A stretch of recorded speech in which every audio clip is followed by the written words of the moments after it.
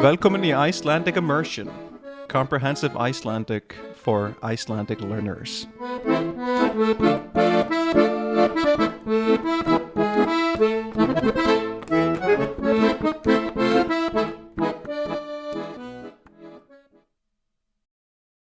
Góðan dag og verður velkomin í þátt númer hvað var hann? Það var númer 13 af þessu hlaðvarpi. Ég hef oft byrjað þætti á að segja að ég ætli að reyna að hafa þáttinn stuttan, en það er næstum bölvun á þessum orðum því að í hvert skipti sem ég segi þetta, þá endar þátturinn á að verða einmitt mjög langur í staðinn. En ég er að vona að ég nái ekki að tala of lengi þetta atriði, því að ég hef ekki kynnt mér það mjög mikið og ætti þá að segja mjög fáa gáfaða hluti og restin af því sem ég gæti sagt væri þá einmitt frekar vitleysa. Þannig að ég ætla að reyna að spara ykkur vitleysuna í mér og fara beint í efni þáttarins. Ég er sjálfur í afneitun þetta atriði. Það er að segja að mér finnst þetta ekki vera til, en ég geri mér grein fyrir því að ég er mjög hlutdrægur þetta vegna þess að ég kem frá þessum stað. Þetta atriði sem ég er þá að tala er mállýskan reykjavíska.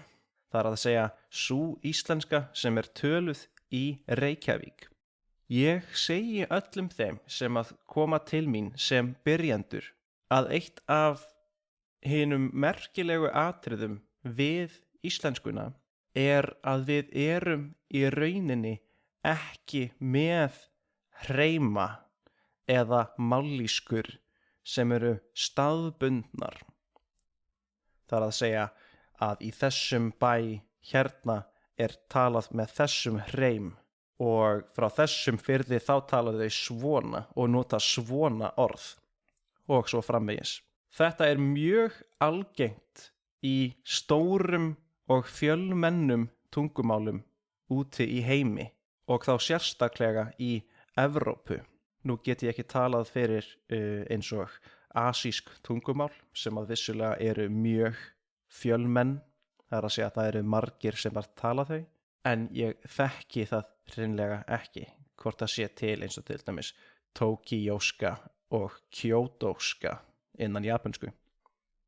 En það er klárlega munur á einhverjum sem að kemur frá eins og London og svo Manchester innan Englands.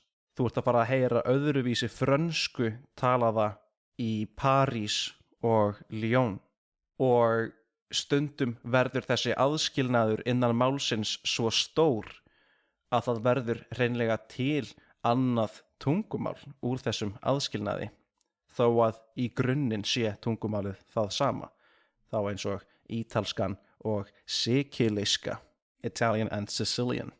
Ísland er mjög stórt land. Það er talsvert stærra en maður myndi kannski gera sér grein fyrir. Það er 100.000 ferkilometrar að flatarmáli. Stærsti hlutinn af þessu flatarmáli er óíbúðarhæfur, it's uninhabitable, og allir þeir sem búa á Íslandi búa við strendur landsins sem að eru mjög víða og mjög stórar. Þannig að okkur fáu Íslendingunum er dreift mjög stórt svæði. Þetta eru kjöraðstæður til að búa til mismunandi hreima. Eins og til dæmis Noregur er líka með mjög marga firði eins og Ísland og lengi var erfitt að komast á milli fjarðanna þannig að það bjó til og nærði marga mismunandi hreima. Munurinn á oslósku þrándheimsku og bergensku til dæmis. The difference between Oslo, Trondheim and Bergen, for example. Við erum ekki með þetta vandamál, ef vandamál skildi kalla, það mætti líka kalla þetta menningu, á Íslandi. Á Íslandi sameinuðum við mjög vel og upp að mjög háu marki hvernig við tölum íslenskuna. Það bendir mjög margt til þess að það hafi gerst í kringum tilkomu ríkisútvarpsins, þar sem að allir Íslendingar eða nær allir Íslendingar eignuðust útvarp og fóru að hlusta á útvarp, sem var mjög mikilvægt fyrir þjóð sem að var í jafnmikilli sjómennsku að fá að heyra veðurfréttir allan daginn, og þar var töluð góð og hrein íslenska. Það var mjög skýrt markmið útvarpsins og það enn daginn í dag, allavega á hinu gömlu Rás 1, að tala rétta og góða íslensku. Og svo eru góðar líkur á því að í kjölfar tilkomu útvarpsins hætti fólk hægt og rólega að tala sína afbökuðu, afskræmdu, skrýtnu íslensku. Þannig að hreimunum fækkaði, mállýskunum fækkaði og íslenskan varð að einu samfelldu tungumáli. Hvaðan kemur þá þessi hugmynd reykjavísku? Það vitað mál að það talað aðeins öðruvísi í Reykjavík miðað við hvernig talað á Akureyri. Reykjavík þá höfuðborg Íslands sem að á suðurhluta landsins, á suðvestur horni Íslands. En áður fyrr var það Akureyri sem var í helstum tengslum við Danmörku og varð í rauninni fyrr að stórbýli, að stórum bæ heldur en Reykjavík. Þar tekst að verða til stór íbúakjarni sem að verður eins konar sjálfbær. Þá eins og hvernig mállýskur og hreimar þróast, þá það samkomulög og reynslur manna það hvernig við beitum tungumáli sem fólk þarf bara að sammælast og þá verður nýtt hljóð eða nýtt orð tekið upp sem málvani, sem einhvers konar leið sem að fólk frá þessum stað sem uppalið í þessu samfélagi talar sín á milli. Það næstum því alveg sama enskan sem töluð í Manchester og í London. Það bara hvernig maður skilar orðunum frá sér upphátt sem að hljómar talsvert öðruvísi á milli Mancunian og guð, nú man ég ekki hvort að Essex hreimurinn sé sá sem sá stærsti í London eða ekki, nú man ég það ekki sjálfur. Þannig að það verða alveg til það sem mætti kalla mállýskur eða hreima innan landsins ef við berum saman norðrið við suðrið. En bæði tvennt hrein íslenska. Helsti munurinn á milli þessara hreima, þessara framburðamáta, að á Akureyri tala þau það sem að heitir harðmælt. Harðmælt. Hard spoken, hardly spoken. Í rauninni útskýrir það að þar segja þau hljóðin sín talsvert harðar.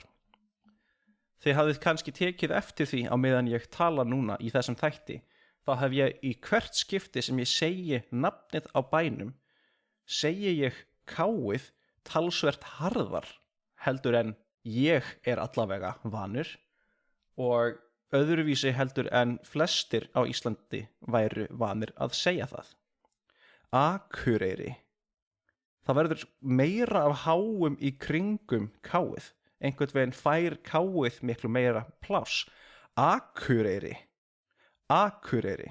Ef að ég myndi segja þetta nafn á sama máta og ég segi flest önnur hljóð, þá myndi ég segja Akureyri. Akureyri.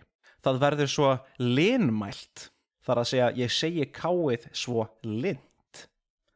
Svo mjúkt að það verður næstum því að G-i. Akureyri, Akureyri, Akureyri.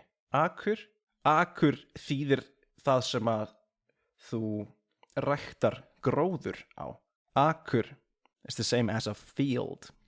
Akureyri, Akureyri, Akureyri, Akureyri. Þetta skýrir í rauninni helst munin á mállýskunum. Það að þau fyrir norðan tala talsvert harðar heldur en þau gera fyrir sunnan. En þetta ekki alveg það sem ég á við þegar ég segi reykjavíska. Þessi reykjavíska sem að ég að nefna hérna það sem að mætti nota sem samheiti fyrir þessa upplifun nemenda minna og upplifun margra þeirra sem að koma til Íslands sem ferðamenn sem að hafa lært íslensku áður en þau koma til landsins. Og jafnvel þeir sem hafa flutt til landsins og að setjast að innan menningarinnar og landsins. Að fólk í Reykjavík tali svo hratt og svo óskýrt að það verður þeim sem að nýr innan tungumálsins ómögulegt að heyra, að skilja eða að taka þátt í málinu við einstaklingin. Með þeim almennu afleiðingum að annar hvor aðilinn skipti yfir á ensku og gefist upp á tilrauninni til að eiga samskiptin á íslensku. Þetta mál sem Reykvíkingar tala þá einmitt í samanburði við akureyrsku, við norðurlensku, linmældara, við tölum miklu veikar á samhljóðunum okkar og þetta talsvert hraðar sem þýðir þá að við fórnum ýmsum hlutum af bókstöfunum sem að til staðar í þeim orðum sem við segjum. En ég held að þetta gangi ekki nógu langt til þess að við getum farið að tala reykjavísku sem mállýsku. Ég held að þessi málmenning sem rætt sé eitthvað sem að finnist víða í samfélögum sem að þróast innan stórra borga. Nú megið þið alveg hlæja að þeirri hugmynd minni, því að Reykjavík 140.000 manns sem ekki neitt í samanburði við aðrar stórborgir, þá eins og Los Angeles eða New York eða Kaupmannahöfn, næsti bær við, það samt 1 milljón manns og þetta má telja alla leið upp í Tókíó sem 37 milljón manns saman í einni borg. Reykjavík getur ekki beint talist með sem einhvers konar metropolis, en menningin sem að finnst í stórborgar samfélagi, þar sem að fleiri menningar kemur fá að þrífast og þurfa að lifa í samneyti og í góðu samfélagi og samskiptum við hvort annað, hvort sem það sé hástéttarfólk eða lágstéttarfólk, hin mörgu úthverfi sem að tengjast í gegnum vegakerfi Reykjavíkur. Side note, það væri áhugavert að tala einhver tíma Reykjavík og hversu mikil leiðindi að keyra innan hennar, en það mjög nördalegur þáttur. Ég þarf að sjá til hvort það gerist einhver tíma ég tala það. En það eins og allir innan Reykjavíkur sé svo mikið að flýta sér. Það svo mikið sem þarf að gera. Það mikil umferð og það mikil ös og sérstaklega á síðustu árum þá orðið mjög mikið af umferðtengt ferðamönnum og þá getur mjög vel verið að einmitt eins og þetta fólk sem að talar við mig upplifun þeirra af því að hafa verið á Íslandi og lent í svona óþolinmóðum samskiptum innan Reykjavíkur að fólk annarkvort hreinlega sé til að byrja með ekki íslenskt sem að vinni í þjónustustörfum miðuð að ferðamönnum, en að þeir sem að tali við þau séu þá það óþolinmóð að þau gefist upp á brotnu íslenskunni og fari beint yfir á ensku, sem vissulega reyndar líka birtingarmynd þess að Íslendingar eru talsvert góðir í ensku að staðaldri og margir sem að hafa ekki þolinmæðina til að tala við einhvern sem að á bókstaflega lægra þroskastigi innan málsins heldur en þau sjálf, myndu kannski þá frekar gefast upp á íslenskunni og skipta samkvæmt þeirra sjónarhóli af kurteisi yfir á ensku. Ég held og vona að sú menning sé að breytast. Það eru margir orðnir mjög vanir því að það séu til nýjir Íslendingar sem eru að gera sitt besta og að þá eigi maður bara að yrða á þau á íslensku áfram. Þó að það gæti orðið strempið, það öllum í hag að þessir einstaklingar nái að læra þetta mál sem best. Þannig að ég held ekki að þetta sé einhvers konar mállýska og jafnvel ekki að þetta sé hreimur. Ég held að þetta sé málmenning. Málmenning sem að finnst víða innan stórborgarsamfélaga eða borgarsamfélaga. Urban language. Það væri geðveikt áhugavert að fá að heyra hvað þér, kæri hlustandi, finnst þetta sem ég var að ræða. Hefur þú lent í Reykjavísku? Tengir þú við þessa upplifun þeirra sem að hafa verið á Íslandi og sagt mér af þessu, hversu erfitt það að vera innan Reykjavíkur miðað við alla aðra staði á Íslandi?